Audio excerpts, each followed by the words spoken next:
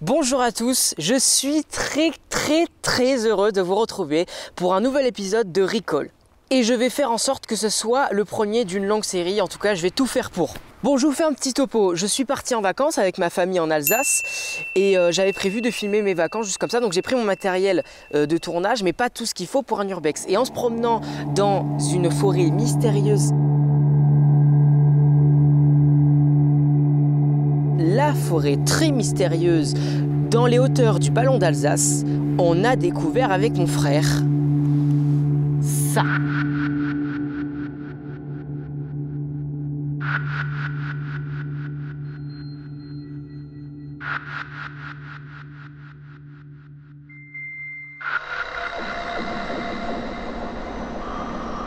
Donc je vais faire la visite de ce bâtiment avec mon frère car j'aimerais partager cette expérience avec lui et on va vous montrer tous les endroits intéressants de ce bâtiment et vous raconter un peu son histoire. Allez, c'est parti!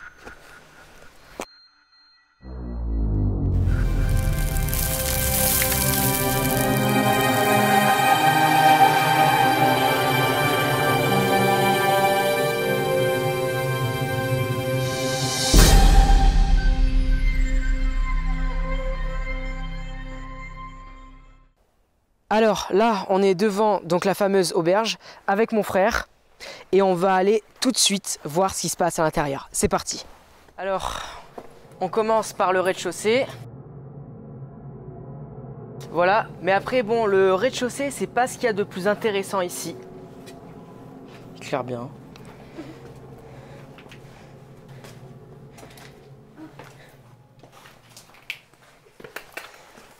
Donc là on vient de descendre dans la cave et il y a un liquide rouge qui a dû fuir de je sais pas où, un produit ça sent mauvais, il y a plein de cadavres de souris ou de rats, je sais pas.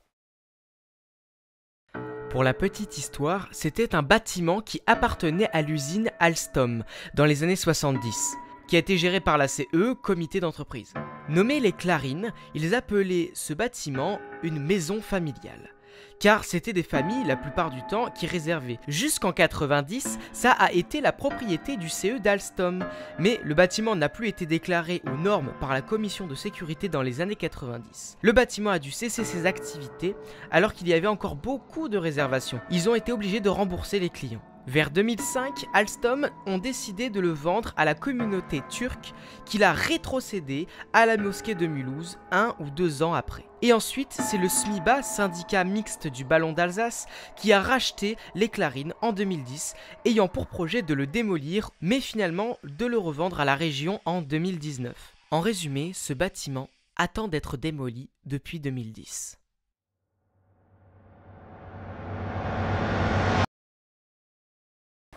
Mon frère, je l'ai emmené juste pour qu'il tienne la lampe.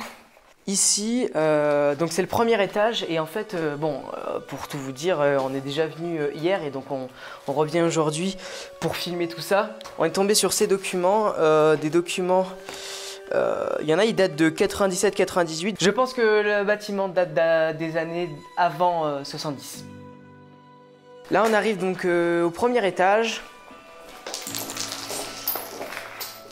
Là, c'était une genre de réception.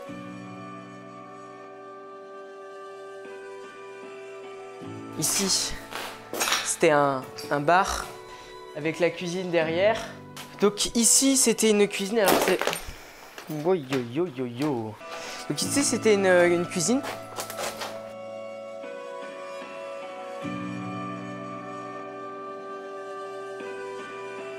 Ici, on avait, je pense, une genre de salle de jeu.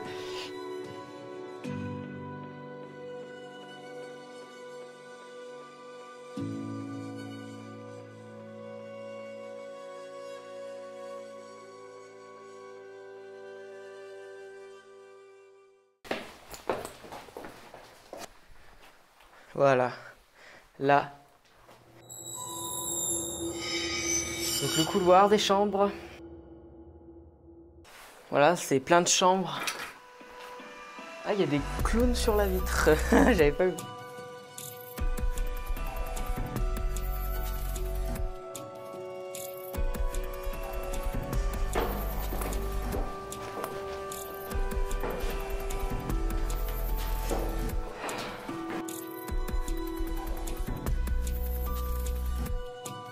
Voilà, donc en fait il y avait plein de chambres comme ça, il y a encore tous les lits, c'est bizarre. Les lits n'ont pas été enlevés, plein de lits de sommier en bois.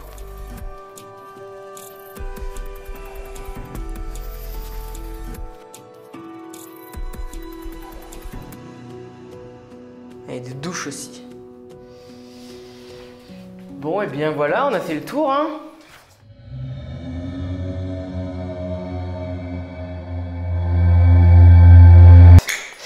Donc, fais gaffe, il y a plein de bouts de verre. Et ici, ça devait être une salle de jeu. Voilà.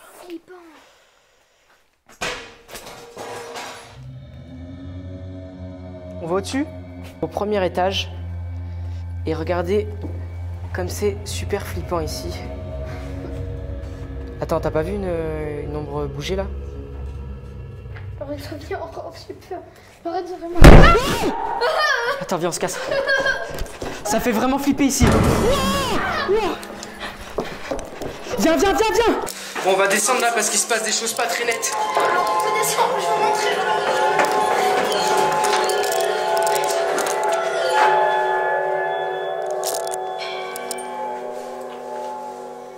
C'est qui? Vous êtes qui? C'est quoi? C'est quoi?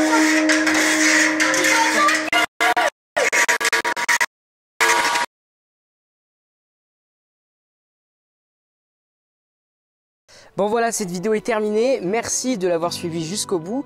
J'espère en refaire une prochainement. En tout cas, je commence des recherches sur certains lieux, pas en Alsace, mais dans le sud. Et bah, j'espère que cette vidéo de retour, elle vous aura plu. Moi, j'ai kiffé de la faire. Et bah, sur ce, à la prochaine. Salut!